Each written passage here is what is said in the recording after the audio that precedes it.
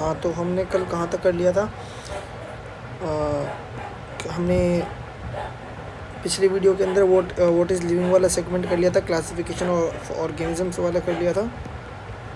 इसके अलावा हमने स्टडी ऑफ सेल साइटोलॉजी वाला भी कर लिया था। ठीक है,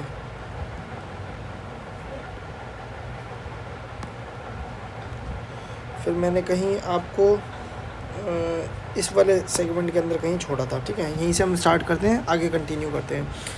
ठीक है, तो मैंने आपको डीएनए के बारे में बताया था, डीएनए के फंक्शंस, डीएनए के कैरेक्टरिस्टिक्स, डीएनए से जुड़ी हुई चीज़ों के बारे में पढ़ा था। जीन्स क्या होते हैं? जीन्स जो होते हैं हमारे डीएनए का पार्ट होता है, जिसके अंदर एक ह्यूमन या फिर जो भी स्पीशीज़ है उसके हेरिडिटरी, उसके पेरेंटल, उसके भी और पीछे सब चीज़ों की इंफॉर्मेशन उसके जीन्स के अंदर होती है। उसके हेयर्स का कलर्स क्या होगा, उसकी हाइट क्या होगी, उसकी आँख, यहाँ तक कि आँख जो है फेस के अंदर होगी, पैरों की तरफ नहीं होगी, पैर नीचे की तरफ होंगे, इतनी उंगलियां होंगी, स्किन का कलर ये सब चीज़ हमारी जो है या फिर किसी ऑर्गेनिज्म की जीन्स बताती है, जो कि उसके इंफॉर्मेशन जीन्स के अंदर इंफॉर्मेशन से में होती है। म्यूटेशन क्या मतलब क्या होता है? जब कभी इन जीन्स के अंदर चेंज आता है, बदलाव आता है, तो that is known as mutation. RNA मैंने आपको बताया था, आरएनए जो होता है, डीएनए मैंने आपको बताया डबल स्ट्रैंड हेलिकेस होता है, आरएनए मैंने आपको बताया था सिंगल स्ट्रैंड हेलिकेस होता है। उसी की तरह इसके अंदर भी फॉस्फेट, राइबोस शुगर, जैसे हमने वहाँ पर पिछले वाले के अंदर करा था कि डीएनए के अंदर डीएनए के अंदर डाईऑक्सी राइबोस शुगर होती है, प्लस नाइट्रोजनस बेस होते हैं। ये दोनों मिलके मैंने आपको बताया था, ये दोनों मिलके न्यूक्लियोसाइड बनाते हैं। वहीं अगर इसमें हम जोड़ दें, क्या फॉस्फेट जोड़ दें, तो ये हमारा कहलाता है न्यूक्लियोटाइड। इसी तरीके से आरएनए जो होता है वो single strand nucleic acid made up of phosphate, जैसे डीएनए बना हुआ है फॉस्फेट, डाइऑक्सीराइबोज या फिर राइबोज शुगर, नाइट्रोजनस बेस। उसी तरीके से बस ये सिंगल स्ट्रैंडेड होता है और डीएनए डबल स्ट्रैंडेड होता है। और एक चीज़ अलग कि इसके जो नाइट्रोजनस कंपाउंड्स जो होते हैं, जैसे कि डीएनए के अंदर देखा था adenine, thymine, cytosine, guanine, ATCG। बस आरएनए जो होता है सिंगल स्ट्रैंड होता है, और एक फ़र्क होता है बस कि T नहीं होता, उसकी जगह U होता है। U means uracil. ठीक है, ये होता है। ठीक है, यूरैकिल, एडिनाइन, गुआनाइन, साइटोसिन। ये भी डीएनए की तरह न्यूक्लियस के अंदर ही मिलता है, या फिर जैसे ये हमारा सेल है, ये न्यूक्लियस है, न्यूक्लियस के अंदर न्यूक्लियोटाइड होता है, न्यूक्लियोटाइड के अंदर आरएनए होता है, और यहाँ बाहर जो होता है क्रोमेटिन होता है, क्रोमेटिन होता है, और क्रोमेटिन में डीएनए होता है। ठीक है, इसके अलावा RNA molecule which act as enzymes. भाई आरएनए जो होता है वो एंजाइम ही तो बनाने में मदद करता है। एंजाइम मतलब ये इन्फॉर्मेशन लेके जाएगा राइबोसोम्स के पास, और राइबोसोम को इन्फॉर्मेशन देगा कि भाई आप एक काम कीजिए, आप ये वाला एंजाइम क्रिएट कर दीजिए, ये मैं आपकी ये वाली इन्फॉर्मेशन दे दे रहा हूँ। तो राइबोसोम उस इन्फॉर्मेशन को लेके एंजाइम बना देता है। तो ऐसा आरएनए मॉलिक्यूल, जैसे अब ये आरएनए मॉलिक्यूल है, ये आरएनए मॉलिक्यूल जो है एंजाइम बनाने में हेल्प करेगा, तो इसे हम बोलते हैं राइबो एंजाइम। आरएनए जो होता है 3 तरीके के आरएनए होते हैं। एक होता है मैसेंजर आरएनए, एक होता है राइबोसोमल आरएनए, एक होता है ट्रांसफर आरएनए। इसको इतना डीप करने की ज़रूरत नहीं है, बस मैं आपको एक बेसिक सी कहानी बता देता हूँ कि जब न्यूक्लियस से राइबोसोम की तरफ जाएगा तो आरएनए डीएनए से कुछ इन्फॉर्मेशन लेके जाएगा। मान लीजिए ये एक डीएनए है, ठीक है, इस डीएनए में से इन्फॉर्मेशन आई किसके पास? आरएनए के पास। एक सिंगल स्ट्रैंड बना। अब ये मैसेज बन गया आरएनए का। ये आरएनए था, सिंगल स्ट्रैंड मतलब आरएनए, पर ये आरएनए जो है अभी मैसेज के रूप में। अब ये आरएनए किसके पास जाएगा? ये राइबोसोम्स के पास जाएगा। इसमें इन्फॉर्मेशन आ गई। एक मेरी बात सुनिए, मैं दोबारा बताऊँ। जैसे डबल आर, ये डीएनए, इस डीएनए में से इन्फॉर्मेशन चाहिए थी, ये इन्फॉर्मेशन बन गई सिंगल स्ट्रैंड के रूप में। अभी इन्फॉर्मेशन आ गई। अभी इन्फॉर्मेशन लेके कौन जाएगा? इन्फॉर्मेशन लेके जाएगा राइबोसोम्स के पास। 2 आरएनए होते हैं, एक होता है मैसेंजर आरएनए, एक होता है राइबोसोमल आरएनए, एक होता है ट्रांसफर आरएनए। अब जो मैसेंजर आरएनए बना था ना, एमआरएनए बना था, अब राइबोसोम्स का क्या करेगा, ये हमारे ये मान लो राइबोसोम से आएगा राइबोसोम से आएगा ट्रांसफर आरएनए, राइबोसोमल आरएनए आएगा, आरएनए आएगा। ये यहाँ से इन्फॉर्मेशन को रीड करेगा। अच्छा भाई साहब, ये अब ये राइबोसोमल आरएनए लेके जाएगा राइबोसोम्स के पास। अब ये बन गया, अब ये यहाँ से ट्रांसफ़र करेगा फिर उस इन्फॉर्मेशन को प्रोटीन बनाने के लिए, तो उसे ट्रांसफ़र आरएनए कहेंगे, ठीक है। तो ये जो होते हैं ये राइबोसोम्स के अंदर प्रेजेंट होते हैं। मैसेंजर आरएनए की बात करें, it brings message from DNA found in the nucleus to the cytoplasm. ध्यान दीजिए, मैंने अभी आपको बताया था, ये मान लीजिए मेरा सेल है, ये मेरा न्यूक्लियस है, बाकी सब जो है वो साइटोप्लाज्म, बाहर जो है सब साइटोप्लाज्म है। अभी मैंने आपको बताया न्यूक्लियस के अंदर हमारा क्रोमोटीन होता है, डीएनए होता है। अब यहाँ से इन्फॉर्मेशन बाहर लानी पड़ेगी, तो उस डबल, मान लो मैं इसको जूम आउट करके आपको दिखाता हूँ, डबल यहाँ से आधी इन्फॉर्मेशन इकट्ठी, मतलब यहाँ से डीएनए से इन्फॉर्मेशन ली मैसेंजर आरएनए। अब वो मैसेंजर आरएनए क्या करेगा, ठीक है, जैसे यहाँ से ली डीएनए से इन्फॉर्मेशन मैसेंजर आरएनए, अब वो मैसेंजर आरएनए यहाँ से साइटोप्लाज्म की तरफ वो सिंगल लेके जाएगा, सिंगल इन्फॉर्मेशन, मतलब सिंगल स्ट्रैंड के रूप में इन्फॉर्मेशन लेके जाएगा। इसको हम मैसेंजर आरएनए बोलते हैं। अब मैसेंजर आरएनए किसके पास, यहाँ पर बाहर तक तो आ गया। अब यहाँ से इन्फॉर्मेशन कौन रीड करेगा, यहाँ से राइबोसोमल आरएनए रीड करेगा, जो कि प्रेजेंट होता है हमारे राइबोसोम्स के अंदर, ठीक है। ये यहाँ पर इस मैसेज को रीड करेगा आरएनए आकर, ठीक है। वो कहाँ से आएगा, वो राइबोसोम से आएगा। अब उसने रीड कर ली। अब transfer RNA, it is the carrier of amino acid and transfer it to the,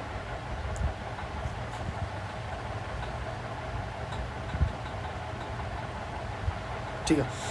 तो आरएनए जो राइबोसोम से आया उसने इसको रीड करा, अच्छा राइबोसोमल आरएनए उसको रीड करा उस मैसेंजर आरएनए को, और फिर उस मैसेंजर आरएनए को आरएनए रीड करा। रीड करने के बाद अब उसने देख लिया कि अच्छा 3-3 के पेयर में ये अमीनो एसिड है।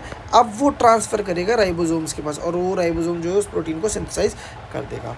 तो आरएनए का मैंने काम बता दिया। इसका काम क्या होता है, बस इन्फॉर्मेशन राइबोसोम्स के पास लेके जाता है, और राइबोसोम्स उस इन्फॉर्मेशन से प्रोटीन या एंजाइम, प्रोटीन बोलो एंजाइम बोलो, बना देता है। ट्रांसक्रिप्शन मैंने आपको बता दिया, डीएनए से जब आरएनए में कन्वर्ट करते हैं तो इसे हम ट्रांसक्रिप्शन कहते हैं। माइक्रोसैटेलाइट क्या होते हैं, microsatellite is used in studying the evolution relationship among various species and flora and fauna. Microsatellites का मतलब होता है कि जब हम डीएनए का इस्तेमाल करते हैं स्पीशीज़ के बारे में रिलेशन सेटअप करने में, तो उसे कहते हैं माइक्रोसैटेलाइट डीएनए। मैंने डीएनए और आरएनए आपको बता दिया था, फिर दोबारा इसके बीच का डिफरेंस कर लेते हैं एक बार। ये डीएनए जो होता है, मैंने आपको बताया था कि जैसे डीएनए जो होता है इसके अंदर क्या होता है, ये 3 चीज़ों से मिलकर बनता है, डाइऑक्सीराइबोज शुगर, जैसे यहाँ पे भी डाइऑक्सीराइबोज ये डीएनए का है। उसके अलावा नाइट्रोजनस कंपाउंड होता है, उसके अलावा फॉस्फेट होता है। वहीं आरएनए होगा तो उसमें सिर्फ राइबोज शुगर होती है, ribose sugar plus nitrogenous compound plus phosphate होता है। इसके अंदर वही एडेनाइन थाइमाइन साइटोसिन गुआनिन, बस इसके अंदर यूरिया आ जाता है। बस ये डबल स्ट्रैंड होता है, ये सिंगल स्ट्रैंड होता है, ये सिंगल स्ट्रैंड होता है। ये न्यूक्लियस के अंदर मिलता है, ये न्यूक्लियस और साइटोप्लाज्म दोनों में मिलता है, क्योंकि देखो अंदर से इन्फॉर्मेशन मैसेंजर आरएनए लेके जा रहा है, और बाहर से वो साइटोप्लाज्म में राइबोसोम से लेने आ रही है इन्फॉर्मेशन को, पढ़ने आ रहा है आरएनए, राइबोसोमल आरएनए, और फिर वहाँ से इन्फॉर्मेशन को लेके कौन जा रहा है, ट्रांसफर आरएनए। तो ये दोनों में न्यूक्लियस और बाहर साइटोप्लाज्म में भी आपको मिल जाते हैं। सेल साइकिल क्या होता है, सेल साइकिल का मतलब होता है जो साइकिल का पूरा, मतलब एक साइकिल की पूरी इवेंट्स, जिसके सेल की पूरी एक इवेंट जिसके अंदर सेल अपने जेनेटिक मटेरियल को कॉपी करता है और फिर अपने जैसे और दूसरों को बनाता है, इसलिए इसे साइकिल कहते हैं, सेल साइकिल। जैसे सेल है वो उसके अपने अंदर की इन्फॉर्मेशन को 2 में स्प्लिट करेगा, अपने जैसे डॉटर सेल बनाएगा और इस तरीके से अपनी जेनेटिक इन्फॉर्मेशन को डिवाइड करता है, सेल, इसे सेल साइकिल कहते हैं। सेल डिवीजन वही कि अपने आप को ग्रो करने के लिए वो अपने आप को बांट देता है, तो इसे कहते हैं सेल डिवीजन। ये रिपेयर इन सब चीज़ के लिए होता है। माइटोसिस का मैंने मतलब आपको बताया, माइटोसिस का मतलब होता है कि जब एक सेल 2 डॉटर सेल के अंदर कन्वर्ट होती है ताकि अपनी बॉडी की ग्रोथ किया जा सके, किसी इंजर्ड या फिर टीयर अप टिश्यू को या सेल को ठीक करने में। ये सोमैटिक सेल के अंदर होती है। दो तरीके की सेल होती है हमारी बॉडी के अंदर, एक होती है गैमीट वाली, एक होती है सोमैटिक सेल। सोमैटिक सेल का काम होता है वो कोई रिप्रोडक्शन में हेल्प नहीं करती है, वो हमारी बॉडी को ग्रोथ करने में, हमारे ऑर्गन्स को हेल्दी रखने में, जगह कहीं अगर कोई चोट आती है तो ठीक करने में सोमैटिक सेल्स का हाल होता है। तो ग्रोथ के लिए, रिपेयर करने के, डेवलपमेंट करने के लिए। In unicellular organisms asexual reproduction takes place by the cell division. तो मतलब एक यूनिसेलुलर ऑर्गेनिज्म होगा तो वो कैसे डिवाइड करेगा? सिंपली दो में स्प्लिट करके, फिजन करके तो होगा, फिजन करके होगा। एक सिंगल से दो डॉटर सेल के अंदर कन्वर्ट हो जा रहा है, ये फिजन ही तो है। तो इसी तरीके से तो डिवाइड करेगा इसी, ठीक है। माइटोसिस की बात करें, देखिए दो चीज़ होती हैं, दो याद रखना बहुत ज़रूरी है, बच्चे इसमें बहुत ज़्यादा कन्फ्यूज रहते हैं। एक माइटोसिस, स्पेलिंग एक बार देख लेना मेरे को, स्पेलिंग मायोसिस, ठीक है। माइटोसिस के अंदर जो होता है, इसके अंदर गैमीट सेल नहीं होती है। ये जो होता है कोई रिप्रोडक्शन में हेल्प नहीं करता है। इसके अंदर 2n के रूप में जो होते हैं सेल कंटिन्यूसली डिवाइड होते हैं। डबल n मतलब जो दो, जिसके अंदर दो क्रोमोसोम्स होते हैं या फिर पेयर ऑफ क्रोमोसोम्स होते हैं। इसके अंदर कोई पेयर ऑफ क्रोमोसोम्स नहीं होता है, सिंगल होता है ये। और ये जो होता है ये रिप्रोडक्शन में हेल्प करता है, ये रिप्रोडक्शन में हेल्प करता है। अगर वहीं माइटोसिस में तुम्हें बताया कि सेल डिवाइड हो रहा है हमारे किसी टिश्यू के अंदर, किसी बॉडी के अंदर, अगर ये अनकंट्रोल वे के अंदर डिवाइड हो रहा है, डॉटर सेल बढ़ती जा रही है और कंटिन्यूसली डिवाइड हो, तो ये कैंसरस हो सकता है। इट कैन कॉज ट्यूमर या कैंसर। मायोसिस मैंने आपको बताया, मायोसिस के अंदर ये रिप्रोडक्टिव सेल्स होते हैं। जब कब होता है मायोसिस? तब होता है this type of division take place जब हैप्लॉइड गैमेट मतलब जो सिंगल उसमें होते हैं। जैसे हमारे क्रोमोसोम्स जो होते हैं वो डाइप्लॉइड होते हैं। मतलब डाइप्लॉइड मतलब जैसे एक्स, ये रहे दो, एक वाई, ये रहा एक, ये रहा एक, ठीक, इस तरीके से होते हैं, ये डाइप्लॉइड होते हैं। पर जब सिंगल, ये रहा सिंगल, ये जाएगा ये जाएंगे ऑफस्प्रिंग के अंदर, फिर ये डबल स्प्लिट करते हैं। जैसे ये एक था, ये दो हो गया, और ये वाला एक था, ये एक और हो गया, तो चार हो जाते हैं। इस तरीके से डिवाइड करते हैं मायोसिस जो होते हैं। तो मायोसिस जो होता है हैप्लॉइड गैमेट होते हैं। जैसे कि मदर से जो आएगा वो ओवा आएगा, फादर से जो आएगा वो स्पर्म आएगा। इसे हम रिप्रोडक्शन डिवीजन भी कहते हैं। मायोसिस को जो है रिडक्शन डिवीजन भी कहते हैं। During which each daughter cell have, जैसे एक ये सेल, एक सेल ये थी, in which each daughter cell have a haploid number of chromosomes। जैसे फादर से आई, ये मदर से आई, यहाँ पर एक है, यहाँ पर भी एक है, सेल है, ठीक है। तो ये हैप्लॉइड नंबर, इसमें क्रोमोसोम्स होते हैं, हैप्लॉइड होते हैं। हैप्लॉइड मतलब सिंगल, ऐसे नहीं होंगे, डिप्लॉइड नहीं होंगे, हैप्लॉइड होंगे। ये रहा हैप्लॉइड, इसे कहते हैं हैप्लॉइड, ठीक है। तो मान लीजिए एक यहाँ से आया, एक यहाँ से आया, ये दोनों कंबाइंड हो गए। इसमें दो थे हैप्लॉइड क्रोमोसोम्स, ठीक है। ये दोनों आए, ये दोनों फ्यूज़ हो गए। या एक काम कीजिए, यहाँ से आया एक आया, यहाँ से आया एक आया, दोनों मिल गए। तो अब जो आया, ये दोनों मिलने के बाद दो हो गए। अब ये दो चार हो जाएंगे, ये क्या होंगे? दो चार हो जाएंगे। तो 4 daughter cells are produce from 1 meiotic cells. वही मैंने बोला आपको, जैसे एक था, इससे किस दोनों मिल गए तो एक बन गया, इससे किस में बनेगा? 4 में बनेगा। किस में बनेगा? 4 में। 4 daughter cells are produce from 1 meiotic cells division. तो मायोसिस फर्टिलाइजेशन के दौरान होता है। Significant meiosis and fertilisation are 2 important feature sexuality. तो अब ये कुछ इंपॉर्टेंट टर्मिनोलॉजी है, इनको देख लेते हैं। साइटोलॉजी, इसके बारे में अगर हम सेल, ये तो हम देख चुके हैं। सेल से जुड़ी हुई स्टडी को हम साइटोलॉजी कहते हैं, साइटोलॉजी, ठीक है। देखो, अगर वायरस से जुड़ी हुई स्टडी को हम वायरोलॉजी कहते हैं। बैक्टीरिया से जुड़ी हुई स्टडी को हम एपोकोलॉजी कहते हैं, ठीक है। इसके अलावा फंजाई से रिलेटेड स्टडी को हम क्या कहते हैं? माइकोलॉजी, ठीक है। वहीं सेल से जुड़ी हुई स्टडी को हम साइटोलॉजी। समझ में आया आप लोगों को? ठीक है। इसके बाद बात करें हम इसके बाद बात करें कैरियोकिनेसिस। कैरियोकिनेसिस क्या होता है? जब न्यूक्लियस जो होता है डिवाइड होता है सेल डिवीजन के दौरान, जब सेल दो उसमें डिवाइड हो रहा है, तो जब न्यूक्लियस डिवाइड होता है उस टाइम को हम कैरियोकिनेसिस कहते हैं। साइटोकिनेसिस का मतलब होता है जब सेल डिवाइड हो रहा था, तब साइटोप्लाज्म जब डिवाइड होता है तो साइटोकिनेसिस कहते हैं। डाइप्लॉइड का मतलब होता है कि डाइप्लॉइड का मतलब होता है two complete set of chromosomes. जैसे एक क्रोमोसोम ये रहा और एक क्रोमोसोम ये रहा, इसके ये क्या है? एक सेट, इसके ऐसे एक और, ये हो गया दो सेट। मान लो ये रहा एक सेट, ये रहा एक सेट, इसे कहते हैं डाइप्लॉइड। इसे कहते हैं two complete set of chromosomes को। ये हैप्लॉइड हो गया, जैसे ये है एक, ये रहा कि हैप्लॉइड हो गया। सिंगल सेट ऑफ, एक ही सेट है ना क्रोमोसोम। डाइप्लॉइड में क्या होगा? जैसे ये सेल है, ये हो गया एक सेट, ये हो गया एक सेट, तो ये हो गया डाइप्लॉइड और हैप्लॉइड सिंगल। क्रॉसिंग ओवर का मतलब क्या होता है? जब जेनेटिक मटेरियल जो होता है दो नॉन सिस्टर क्रोमाइड्स के अंदर चेंज होता है, उसे क्रॉसिंग ओवर कहते हैं। होमोलोगस क्रोमोसोम्स ऐसे क्रोमोसोम्स जो सेम होते हैं, सेम दिखने होते हैं, सेम चीज़ें होती हैं उनकी, ठीक है। Allele alternative form of character govern by the genes, ठीक है। फिनोटाइप का मतलब क्या होता है? ऐसे ऑर्गेनिजम्स के कैरेक्टर जिसे हम देख सकते हैं। कोई ऑर्गेनिजम्स है, दो ऑर्गेनिज्म की ऐसी कैरेक्टरिस्टिक जिनको हम देख सकते हैं, उसे कहते हैं फिनोटाइप।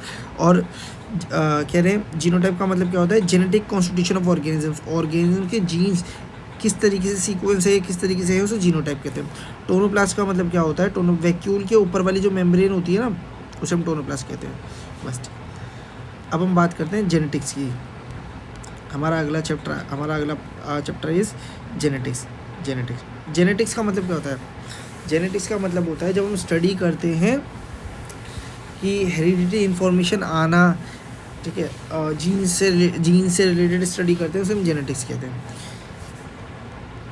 हेरिडिटी तो आपको पता होगा, जो हमारे फादर से अपकमिंग आने पिछली जनरेशन से नई जनरेशन के अंदर जो कैरेक्टरिस्टिक्स आती है, उसे हम हेरिडिटी कहते हैं। जेनेटिक्स मैंने आपको बता दिया। जेनेटिक्स का मतलब क्या होता है कि जो हेरिडिटी कैरेक्टर जो फादर से प्रोजेनी या ऑफस्प्रिंग में आते हैं, उसे हम जेनेटिक्स कहते हैं। जो कैरेक्टरिस्टिक्स ट्रांसफ़र होती है, उस प्रोसेस को हेरिडिटी कहते हैं, और जो कैरेक्टरिस्टिक्स आती हैं उसे हम जेनेटिक्स कहते हैं। तो जेनेटिक्स वाला जो वर्ड था सबसे पहले किसने कॉइन करा था? जेनेटिक्स वाला जो वर्ड था सबसे पहले कॉइन करा था W. वॉटसन ने। किसने? W. वॉटसन ने। हाँ, तो एक सेकेंड, हमने नोट्स कहाँ तक बनाए थे?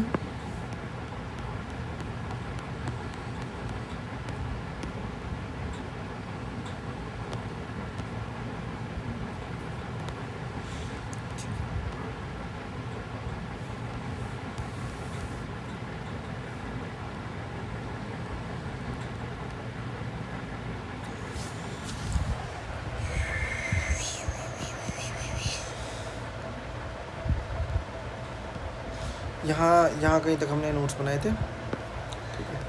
उसके बाद वैक्यूल, न्यूक्लियस, इन सबको तो एक बार स्टोरी के रूप में जान लेंगे, तो हम उसके लिए इतने नोट्स की ज़रूरत नहीं है।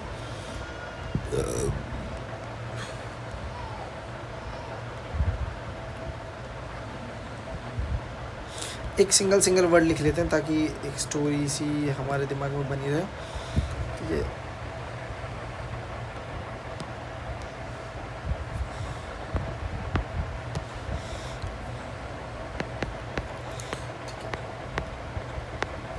वैक्यूल, इसमें टोनोप्लास्ट करके इसकी मेम्ब्रेन होती है, उसे हम टोनोप्लास्ट कहते हैं। तो कुछ ये वर्ड याद रख लेंगे। टोनोप्लास्ट, ठीक है, ये हो गया वैक्यूल।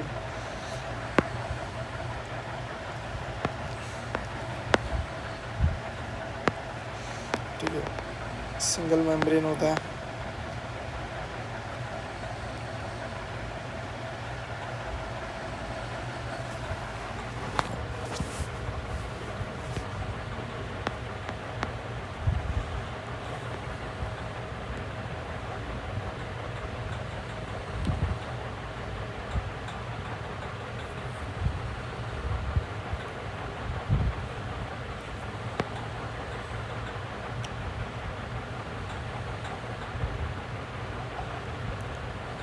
इसके अलावा न्यूक्लियस हमने देखा, ठीक है। इसके अलावा एक सेकंड रुकिए।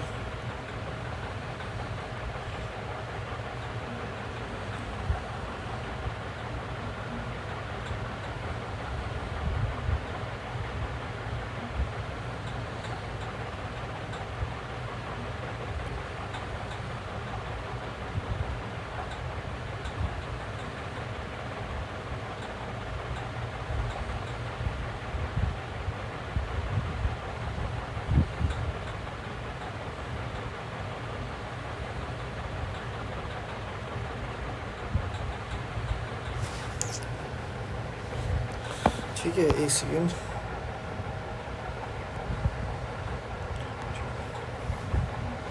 हमारा जो 11वां है दैट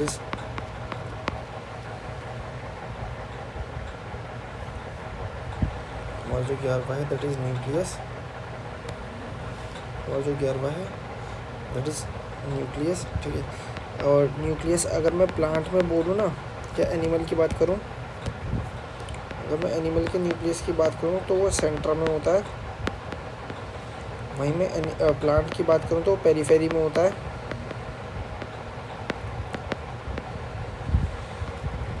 ठीक है। न्यूक्लियस की बात करूँ तो डबल मेम्ब्रेन होता है।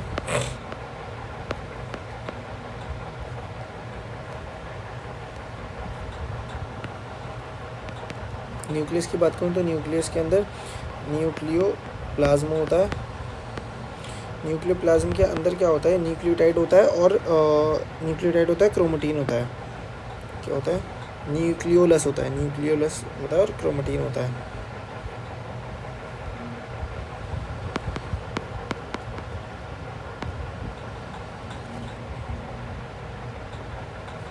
न्यूक्लियोलस होता है और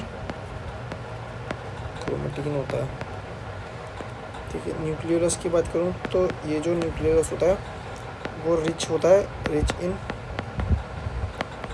प्रोटीन प्लस आरएनए। क्रोमेटिन तो हमें पता ही है, पतला धागे जैसा होता है जो कि इसके अंदर डीएनए होता है। ठीक है। कंट्रोल रूम होता है। DNA is also found in, DNA कहाँ मिलता है, डीएनए क्लोरोप्लास्ट में मिलता है और माइटोकॉन्ड्रिया में मिलता है।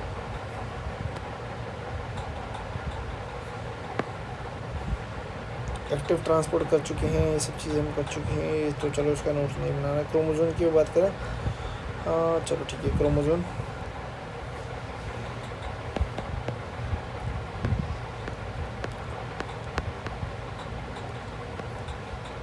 जहाँ पर ये दोनों आके क्रोमोजोम, जैसे दो क्रोमोजोम आके मिलते हैं उसे सेंट्रोमियर कहते हैं। एक वर्ड हमने पढ़ा,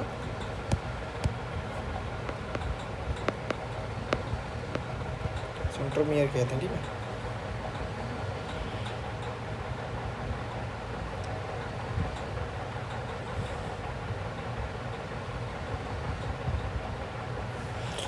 यूकैरियोटिक सेल में process many chromosomes, a particular kind of species, a different number of chromosomes in the cell.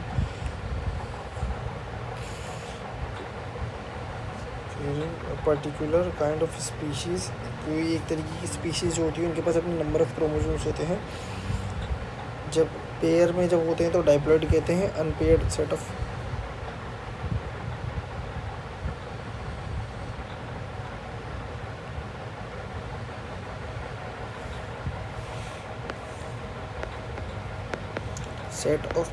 Pair chromosomes को हम क्या कहते हैं,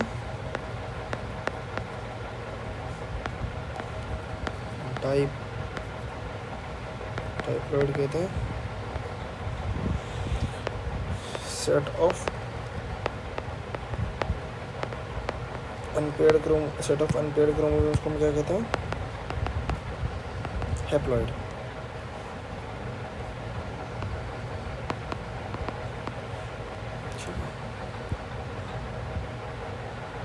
यहाँ न्यूक्लिक एसिड हमने देख लिया था, डीएनए की बात कर ली थी हमने, डीएनए क्या एक मैक्रो मॉलिक्यूल्स है जिसके अंदर large number of nucleotides present होते हैं, बहुत सारे न्यूक्लियोटाइड्स प्रेजेंट होते हैं।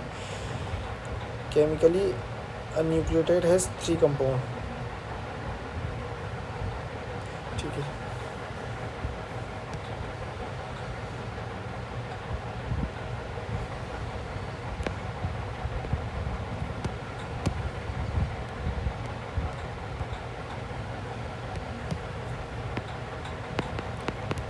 डीएनए की बात करें अगर हम डीएनए की बात करूँ अगर मैं तो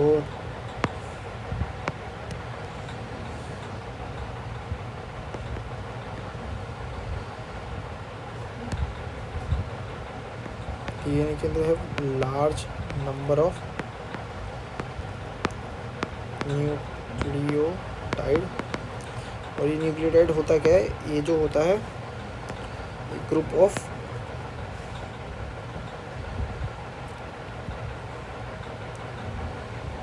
ग्रुप ऑफ, ये किसी चीज़ का ग्रुप होता है, ये होता है फॉस्फेट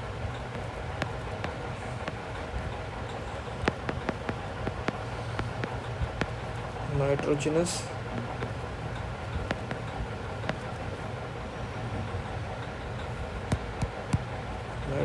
बेस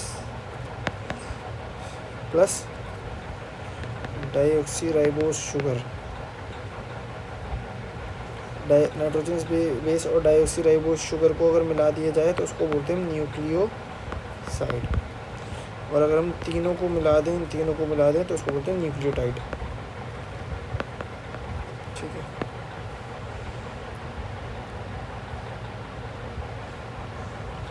नाइट्रोजनस बेस की बात करूं तो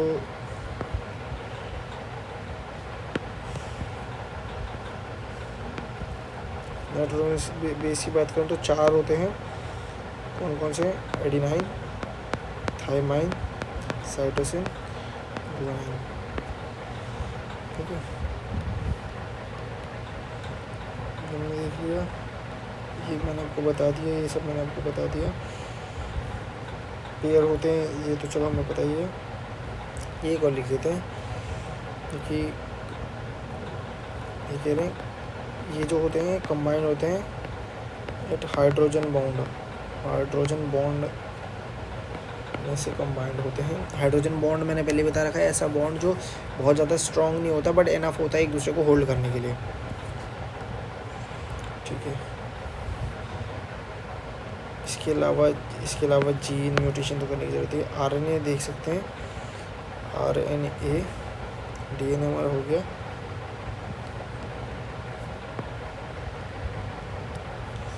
इसके अलावा डीएनए आरएनए कर सकते हैं। आरएनए क्या होता है? RNA is single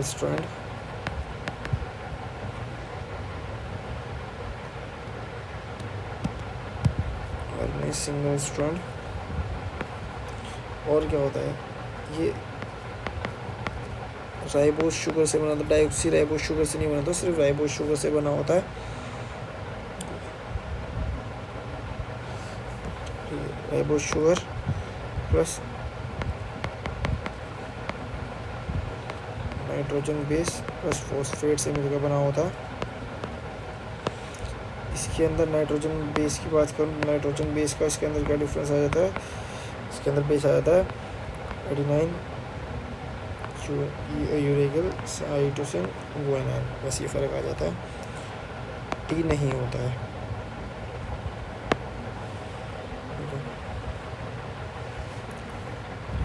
messenger RNA की बात करूं तो आरएनए जो होता है 3 प्रकार का होता है आरएनए। एक होता है मैसेंजर आरएनए, एक होता है राइबोसोमल आरएनए, एक होता है ट्रांसफर आरएनए। ये दोनों जो होते हैं इन राइबोसोम्स में होता है। और मैसेंजर आरएनए जो होता है वो क्या काम करता है? इंफॉर्मेशन लाता है फ्रॉम न्यूक्लियस टू साइटोप्लाज्म। ठीक है,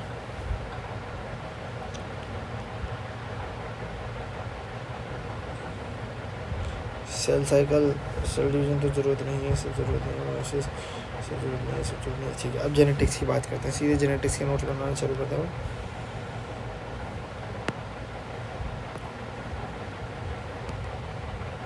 5वां चैप्टर है, chapter 5।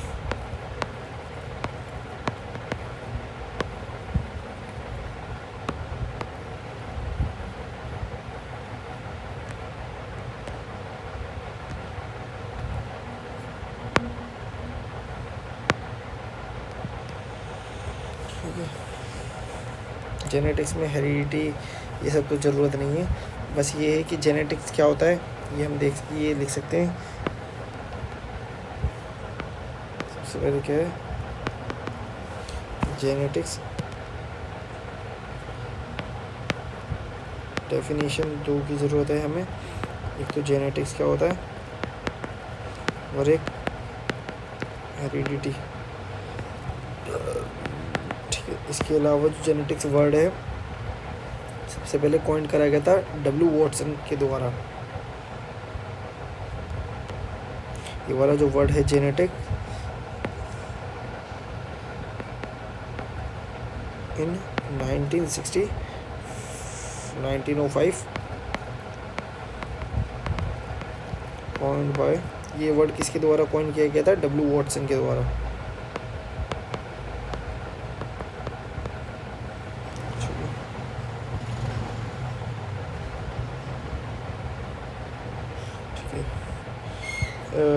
Gregor John Mendel, the first one who gave the idea of heredity based on the experiment, he is known as the father of genetics. तो यहाँ पर बात करें हम फादर ऑफ जेनेटिक्स किसको बोलते हैं? Gregor John Mendel.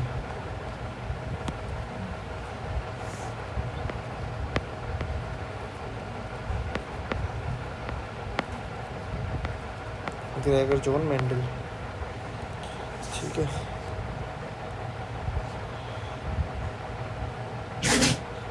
Mendel, Gregor John Mendel ने जो है एक्सपेरिमेंट किया था। Mendel made a cross between, Gregor John Mendel ने एक्सपेरिमेंट किया था कौन सा? पी प्लांट एक्सपेरिमेंट कौन सा किया था? ग्रेगर जॉन मेंडल ने क्या कहा था? पी प्लांट एक्सपेरिमेंट किया था।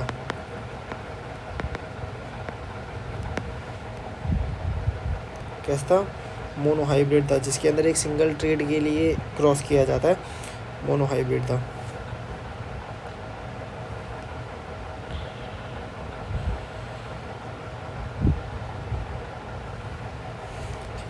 जो इसके अंदर एक्सपेरिमेंट किया गया था दो तरीके के ट्रेड के लिए किया गया था, तो मोनोहाइब्रिड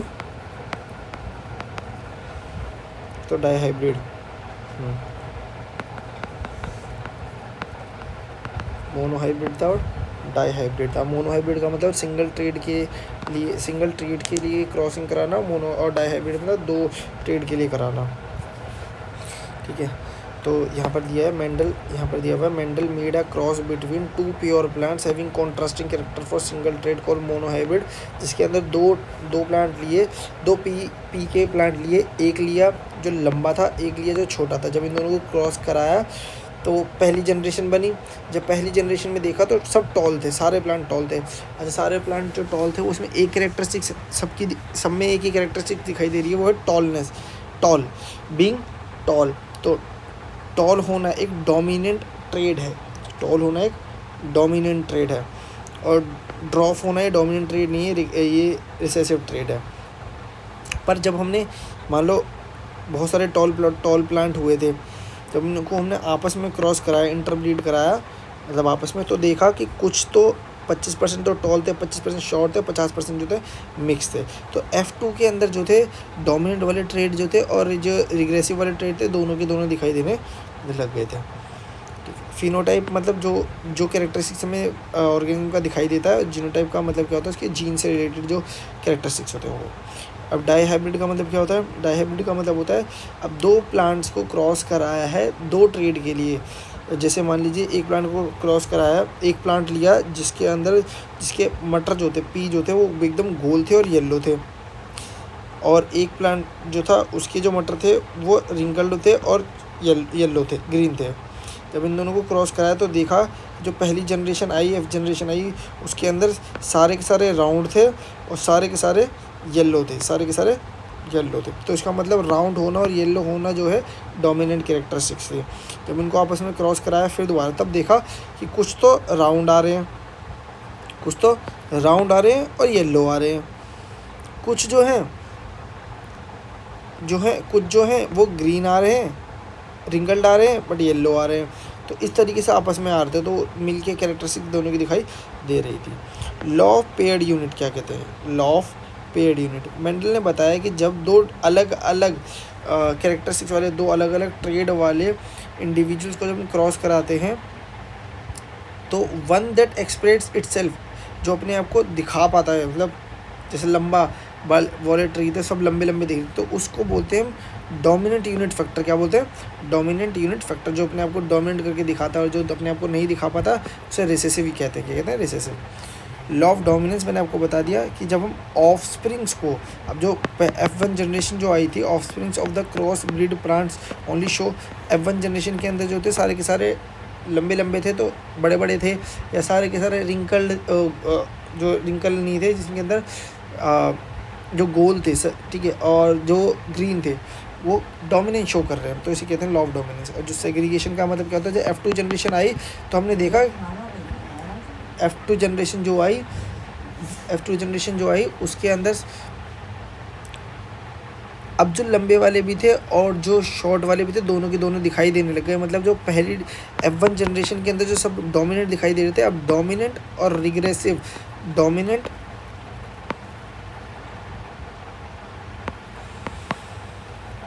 और रिग्रेसिव दोनों के दोनों ट्रेड दिखाई देने लगे, तो मतलब सेग्रीगेट हो गए। F1 जनरेशन से दोनों सेग्रीगेट हो गए, इसे बोलते हैं law of segregation. Law of independent assortment किसे कहते हैं? During dihybrid. अब जब दो ट्रेड की बात कर रहे हैं, during dihybrid and trihybrid cross, 2 or 3 pair of characters are taken, these characters segregate separately without depending on other in F2 generation. मतलब जब तक F2 जनरेशन आती है तो सब अपनी अपनी कैरेक्टरिस्टिक्स दिखाने लग जाते हैं इंडिपेंडेंटली, तो इसे लॉ ऑफ इंडिपेंडेंट असॉर्टमेंट कहते हैं। ठीक है, अभी हमने ग्रेगर जॉन मेंडल का एक्सपेरिमेंट देखा, पी वाला, ग्रेगर जॉन मेंडल। ठीक है, लिंकेज क्या होता है? Linkage is an exception of Mendel's law. Gregor John Mendel का जो भी हमने लॉ पढ़ा उसे बोलते हैं लिंकेज। उसमें एक लिंकेज है जब दो different genes are present on the same chromosomes, when 2 different genes are present on the same chromosome. जब दोनों को मिक्स कराया तो दोनों की जीन्स आए होंगे, और जब दोनों की जीन्स एक में मिले तो एक ही क्रोमोसोम में शो कर रहा होगा। They express themselves together instead of independently. अब एक बात बताओ, जब एक प्लांट से कुछ जीन्स आए हैं, दूसरे प्लांट से कुछ जीन्स आए, और जब एक क्रोमोसोम्स में मिलेंगे दोनों के जीन्स, तो वो दोनों मिलके तो शो करेंगे, वो दोनों मिलके एक दिखाएंगे अपनी चीज़ों को, तो उसे कहते हैं लिंकेज। क्या कहते हैं? लिंकेज। ये मेंडल लॉ के अंदर था।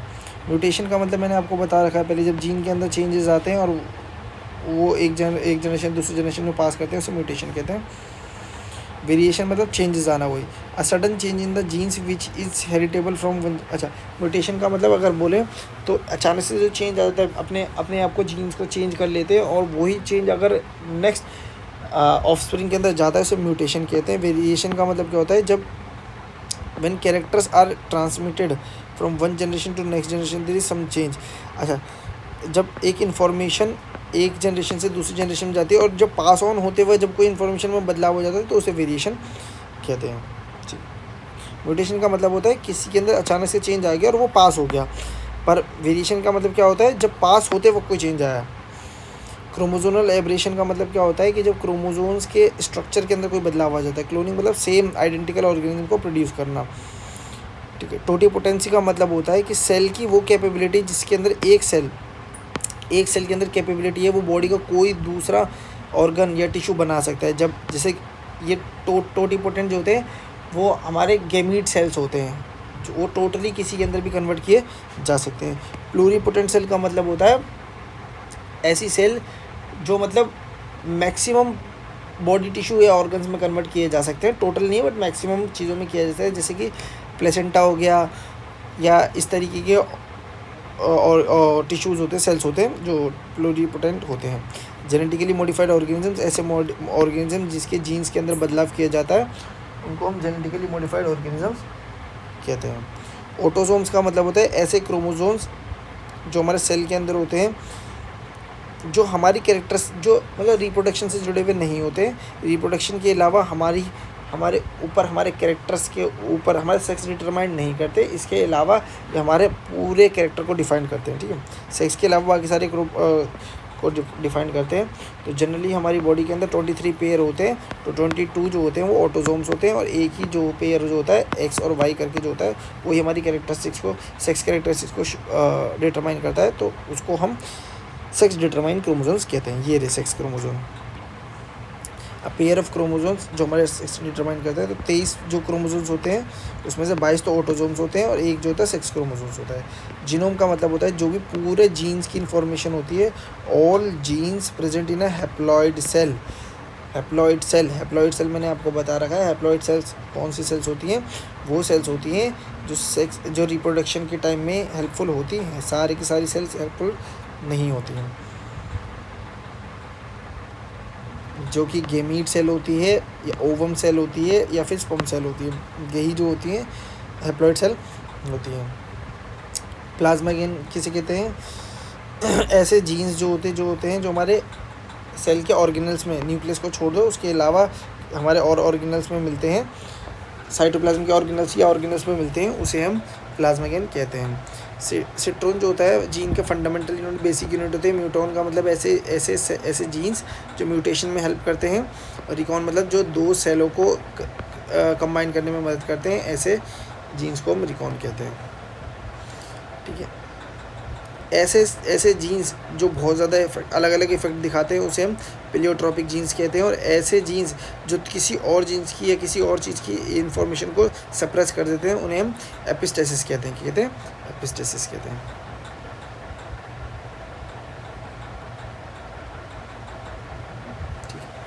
डीएनए फिंगरप्रिंटिंग एक ऐसी टेक्निक होती है जो कि हेल्पफुल करती है जानने में कि आपकी जो पेरेंट्स हैं या आपका डीएनए या आपके जीन्स किससे मैच होते हैं, ये उससे हेल्प करता है, ठीक है। इसके अलावा टारगेटेड ड्रग डिलीवरी और जीन थेरेपी जो होते हैं वो हमारे डीएनए से रिलेटेड होते हैं। या हमारे डिजीज़ को या डीएनए के अंदर कोई प्रॉब्लम होती है उसको ठीक करने में मदद करते हैं। तो नाम से पता लग रहा है टारगेटेड ड्रग डिलीवरी, मतलब जो आपके बहुत बड़े डीएनए के अंदर कोई एक जगह पर कोई चेंज करना होगा, उसको ठीक करना होगा डिजीज़ को, तो वहाँ पर टीडीडी इस्तेमाल किया जा सकता है। या फिर वो जीन में बदलाव करना है तो जीन थेरेपी का इस्तेमाल किया जा सकता है। Cas9, CRISPR-Cas9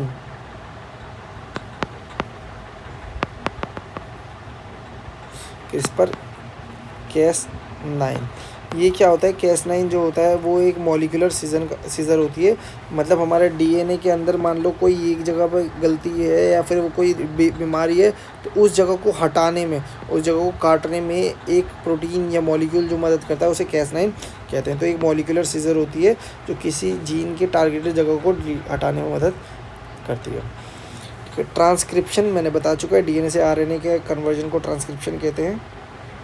in eukaryotic cells genes present in cytoplasm are found. ये कह रहे हैं यूकैरियोटिक सेल्स की जो जीन्स होती हैं वो साइटोप्लाज्म में भी होती है, जैसे कि और माइटोकॉन्ड्रिया के अंदर भी होती है, ठीक है। तो इसके अलावा माइटोकॉन्ड्रियल डिजीज़ एक ऐसा वर्ड होता है। जनरली क्या होता है, जब माँ से एक सेल आ रही है जो कि ओवा है और फिर फादर से एक सेल आ रही है जो कि स्पर्म। कभी कभी क्या होता है, माँ से जो सेल आ रही है ना, माँ की सेल न्यूक्लियस एरा, माँ के सेल की जो माइटोकॉन्ड्रिया है ना उसमें दिक्कत होती है। अब ये दोनों, अब यहाँ पर स्पर्म आके मिलेगा तो माइटोकॉन्ड्रिया में दिक्कत है, बच्चे में भी दिक्कत आएगी। तो क्या किया जाएगा, हम उस माइटोकॉन्ड्रिया को तो निकाल नहीं सकते क्योंकि अभी इतनी एडवांस टेक्नोलॉजी हमारे पास आई नहीं है। तो हम क्या करेंगे, माँ के सेल का न्यूक्लियस निकालेंगे, फादर के स्पर्म का न्यूक्लियस निकालेंगे, किसी और डोनर, कोई और माँ का सेल लिया जाएगा, उससे उसका न्यूक्लियस निकाल दिया जाएगा और यहाँ से मदर का न्यूक्लियस, फादर का न्यूक्लियस इसके अंदर डाल दिया जाएगा और नया जो डोनर का माइटोकॉन्ड्रिया वो तो है ही है। तो इससे एक हेल्दी बेबी का जन्म होता है। इसमें दो टेक्निक होती है कि जब दोनों मदर और फादर के सेल जो न्यूक्लियस मिलने ही वाले हैं, मतलब बस मिलने की स्टेज पे ही है, तब मिल सकते हैं, तो उसे हम प्रो न्यूक्लियर ट्रांसफ़र कहते हैं। ठीक है। और या मैटरनल स्पंडल टेक्निक कहते हैं, या फिर जब दोनों फर्टिलाइजेशन अभी हुआ ही नहीं है, मिला ही नहीं है, तो उसके से पहले भी किया जा सकता है, फर्टिलाइजेशन से पहले भी किया जा सकता है, ठीक है।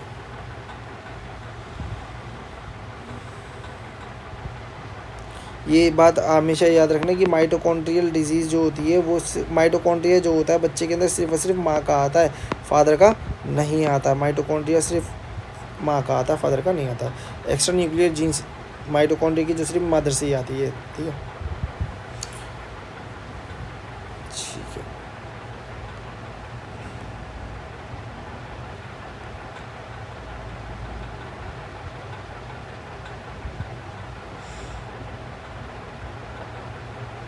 इसके बाद जो है, एक सेकंड दीजिए ज़रा, इसके बाद जो है हमारा जो चैप्टर है वो है sex determination in humans, sex determination in humans.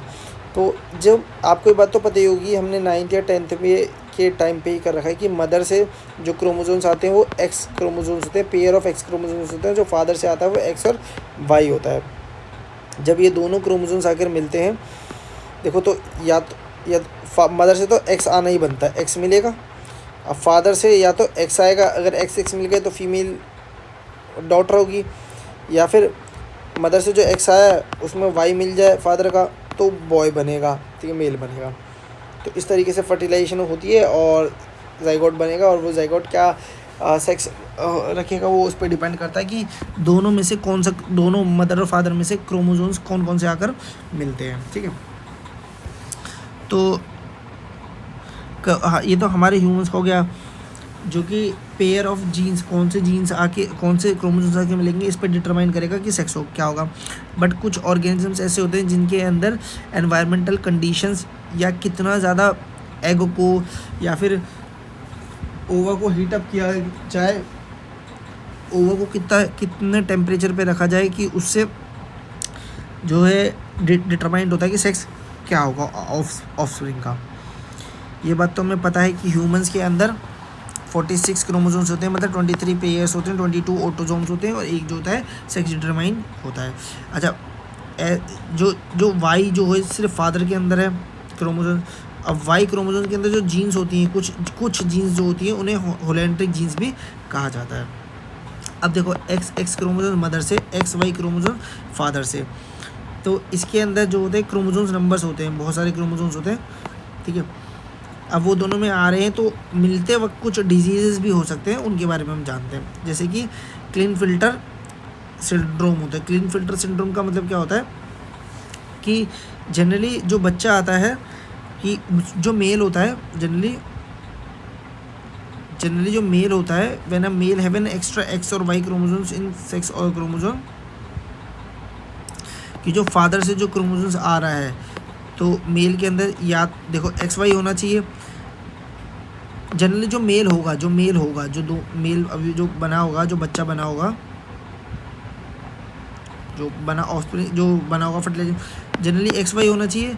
पर क्लीन फिल्टर में क्या होता है कि एक ज़्यादा हो जाएगा क्रोमोसोम्स, या तो एक्स ज़्यादा हो जाएगा तो एक्स एक्स वाई हो जाएगा, या फिर एक्स वाई वाई हो जाएगा। इसे क्लीन फिल्टर सिंड्रोम कहते हैं। और इसके अंदर दिमागी दिक्कत हो जाती है, या फिर इसके अंदर क्या होता है कि जैसे जो भी मतलब मैस्कुलिनिटी तो होगी बॉडी के अंदर, बट फेमिनिन वाली क्वालिटी भी दबी हुई नहीं होती है, वो भी होती है, दिखाई मतलब अंदर होती है, बॉडी के अंदर फील कर सकता है बंदा। और साथ में वो बंदा चांसेस ऑफ बिकमिंग स्टेराइल, मतलब स्टेराइल मतलब वो अपनी आगे बच्चे पैदा नहीं कर सकता, तो chances of getting that is high. इसके बाद है टर्नर सिंड्रोम। टर्नर सिंड्रोम में क्या होता है कि जो जैसे जो बच्चा होगा वो एक्स एक्स होगा, पर टर्नर सिंड्रोम में क्या होता है कि सिर्फ एक ही एक्स क्रोमोसोम होता है, दूसरा नहीं होता है। तो इसके अंदर जो होता है लैक ऑफ सेक्सुअल कैरेक्टर होता है, ठीक है। डाउन सिंड्रोम क्या होता है कि जो बच्चा आया है उसके अंदर 21 क्रोमोसोम्स के अंदर जो होता है एक और एडिशनल क्रोमोसोम्स ऐड हो जाता है। तो 21 जो होता है, वैसे कितने क्रोमोसोम्स होते हैं, वैसे तो 23 पेयर्स होने चाहिए, तो 23 फादर से आया, 23 मदर से आया, ठीक है, ये दोनों है। तो 21 वाला जो होगा ना उसके अंदर एक एडिशनल क्रोमोसोम ऐड हो जाएगा, जिसको हम डाउन सिंड्रोम कहते हैं। डाउन सिंड्रोम में आपने देखा होगा कि बच्चे के होठ वाले हिस्से पे कटा हुआ होता है, ठीक है, थोड़ी दिमागी दिक्कत होती है, इस तरीके से होती है। अच्छा, डाउन सिंड्रोम में नहीं होती है वो, पटाव सिंड्रोम में होती है। हाँ, पटाउ सिंड्रोम होती है। पटाउ सिंड्रोम में ये अभी डाउन सिंड्रोम देखा, डाउन सिंड्रोम कौन सा था, 21 ज़्यादा। पटाउ सिंड्रोम, पटाउ सिंड्रोम में क्या होता है कि 13 क्रोमोजोम ऑटोजोम वाले क्रोमोजोम के अंदर एक्स्ट्रा क्रोमोजोम ऐड हो जाता है। अभी हमने देखा क्लाइनफेल्टर सिंड्रोम, ठीक है, Klinefelter syndrome, down syndrome, Turner syndrome, Patau syndrome. इसके बाद बात करते हैं सिकल सेल एनीमिया की। किसकी बात करते हैं, sickle cell anaemia. Sickle cell anaemia में क्या होता है, 11th ऑटोजोम क्रोमोजोम जो होता है उसके अंदर एडिशनल क्रोमोजोम ऐड हो जाता है, जिसकी वजह से क्या होता है कि जितनी जल्दी आरबीसीज बनते नहीं है उससे ज़्यादा जल्दी डिस्ट्रॉय होने लगते हैं बॉडी के अंदर, ठीक है। इसके बाद बात करते हैं फेनिलकेटोनिया। इसके अंदर क्या होता है, इसके अंदर 12th क्रोमोजोम्स के अंदर चेंज हो जाता है, ठीक है। इसके बाद करते हैं हीमोफिलिया। हीमोफिलिया एक ऐसी कंडीशन होती है, इसके बाद करते हैं हीमोफिलिया। हीमोफिलिया एक ऐसी कंडीशन होती है जिसके अंदर जो डीएनए जो होता है, डीएनए के अंदर जीन्स होता है, वो जीन्स का काम क्या काम होता है कि वो ब्लड को क्लॉट करने में मदद करता है। पर क्या होता है जनरली अगर डीएनए के अंदर वो जीन ही नहीं है ब्लड क्लॉट करने वाली, तो दिक्कत, तो एक कंडीशन बनती है हीमोफिलिया। इसके अंदर ब्लड इतनी जल्दी क्लॉट नहीं हो पाता है, ठीक है। बस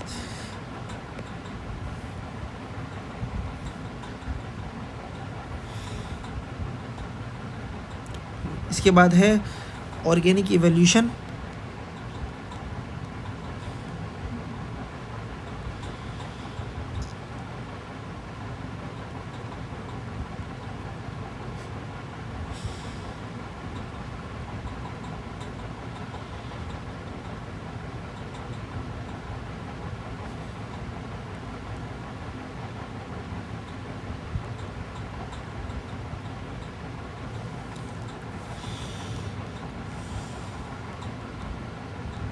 हाँ जी, इसके बाद जो है क्या है, ऑर्गेनिक इवोल्यूशन। ऑर्गेनिक इवोल्यूशन का मतलब क्या होता है कि जब स्टार्टिंग से ऑर्गेनिजम्स हैं, अब वो जब एक अपनी इंफॉर्मेशन जब वो अपने बच्चे पैदा करते हैं, जब मेल और फीमेल के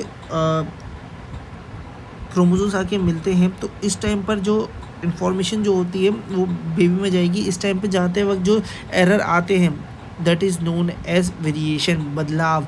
और उसी वेरिएशन धीरे धीरे धीरे धीरे एक वेरिएशन में इतना बदलाव आ जाता है कि एक नई स्पीशीज़ का जन्म हो जाता है। और इसी को ही हम एक ऑर्गेनिक इवोल्यूशन कह सकते हैं। होमोलोगस ऑर्गन्स कौन से होते हैं, जिनके अगर बॉडी के अंदर का स्ट्रक्चर देखा जाए ना तो वो सेम होता है, ठीक है। organs which are seen different to use in its function but internal structure same होता है। अंदर का स्ट्रक्चर तो सेम होता है बट बाहर से दिखने में, क्योंकि वो उसको अलग तरीके से अलग एनवायरनमेंट में इस्तेमाल करते हैं, तो दिखने में थोड़े अलग होते हैं, बट अंदर का स्ट्रक्चर अंदर से ध्यान रखिए, अंदर से सेम है, तो होमोलोगस हो गया।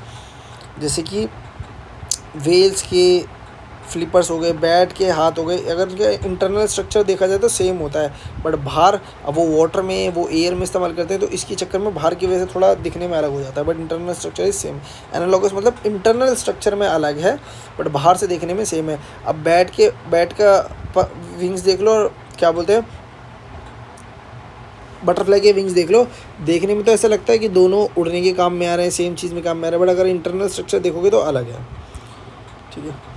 इसके अलावा वेस्टिगल ऑर्गन्स होते हैं, ऐसे ऑर्गन्स होते हैं जो हमारी बॉडी के अंदर अब किसी काम के नहीं है। जैसे हमारी आइज़ के बिल्कुल अंदर वाले हिस्से में, आइज़ के जब नोज़ से जो सटा हुआ हिस्सा है आइज़ का, वहाँ पर एक हल्का सा पिंक कलर का ऐसा कि टिश्यू होता है, जो अब वैसे पहले किसी काम में होता था पर अब किसी काम में नहीं होता, उसे हम वेस्टिगल ऑर्गन्स कहते हैं।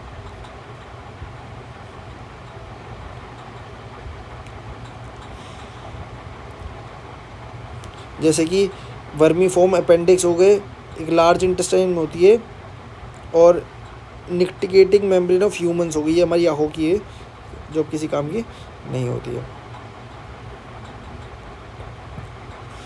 अब इवोल्यूशन जो हुआ है वो अलग अलग साइंटिस्ट ने अलग अलग तरीके से बताया गया है।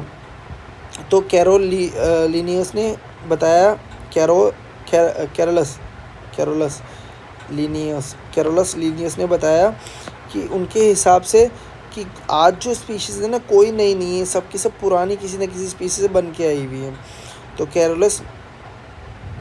कैरोलस लीनियस ने बताया था कि जो भी नई स्पीशीज़ अब दिखती है वो नई कोई नहीं है, कहीं ना कहीं प्री स्पीशीज से ही निकल के आई है। इसके बाद जीन बैप्टिस्ट लेमार्क ने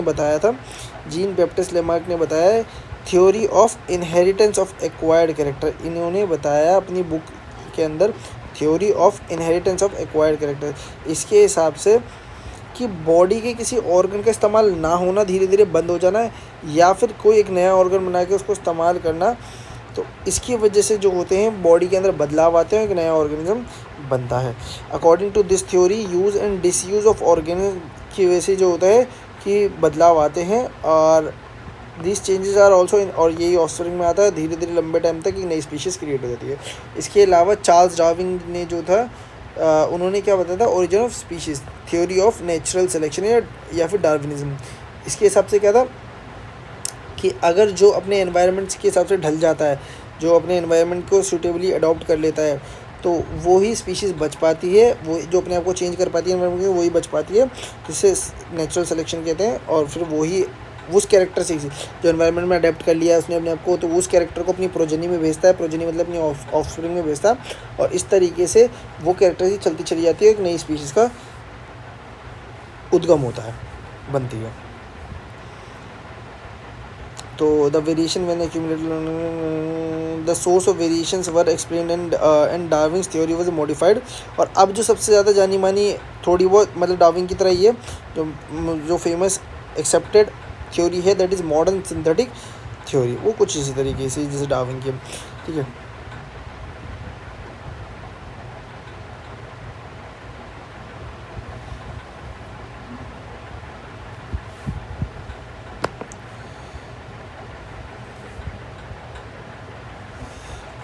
तो इसके अलावा जो है रेड डाटा बुक है, रेड डाटा बुक क्या होती है, वो ऐसी बुक होती है जिसके अंदर एंडेंजर्ड स्पीशीज़ की, जो प्लांट एनिमल्स हो गए, इन सब एंडेंजर्ड स्पीशीज़ की इंफॉर्मेशन को रखा जाता है, उसको हम रेड डाटा बुक कहते हैं। और इसके अलावा हमने देखा था एच जी वोडकर ने जो है क्या है, जितने भी ऑर्गेनिज्म्स हैं उनको 5 टेक्सोनॉमी में डिवाइड किया था। मैंने आपको इसका निमोनिक्स भी बताया था कि KPF को FGS, K means kingdom, F means phylum, C means class, O means order, और FGS family, genus and species. ठीक है, इस तरीके से, ठीक है। बाकी जो अब आगे वाला हिस्सा है उसको हम आगे कंटिन्यू करें।